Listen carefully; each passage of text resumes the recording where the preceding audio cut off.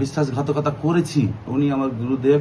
আমার বক্তব্য হচ্ছে যে আমি নিজে বলছি বাইরন বিশ্বাস যদি বিজেপি প্রার্থী কিংবা আদার্স কোনো প্রার্থী কিংবা লোকাল কোনো প্রার্থীকে আপনারা আমার থেকে বেটার মনে করেন, বাইরন থেকে বেটার মনে করেন, এগ্রিমেন্ট করে নেবেন, লিখিত নেবেন যে ওর থেকে ভালো সার্ভিস দেব, আপনারাকে হাত জোর করে বলছি ওনাকেই জয়ী করুন। আপনারা সার্ভিসটা নিন ও আপনাদের সুযোগ সুবিধা সবসময় কাজে লাগলে আপনারা ওনাকেই জয়ী করুন। বাইরন বিশ্বাসকে জয়ী করানোর দরকার নেই। যে কেউ বলছে যে আমি টাকা দিয়ে কিনে নিচ্ছি, তো কেন করাবেন এরকম স্বার্থপর লোককে?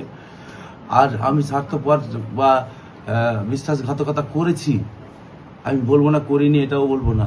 কংগ্রেস থেকে টিকিট পেয়েছিলাম, আমার হাতে খড়ি অধীর রঞ্জন চৌধুরী সাহেব মহাশয়, ওনাকে আমি মরার আগের দিন পর্যন্ত স্মরণ করব, ওনাকে সারা জীবন মনে রাখবো। উনি আমার গুরুদেব, ওনাকে যে যাই বলুক, কিন্তু আমার কাছে ভগবানের পরে পরে ওনার স্থান। ওনাকে আমি দাদা বলে শ্রদ্ধা করি, ওনাকে সারা জীবন বলবো। উনি বড় হয়ে ছোট ভাইকে কিছু বলতেই পারেন, এতে আমার কোনো দুঃখ নেই, আমি আনন্দ পাই ওনার কথা শুনে।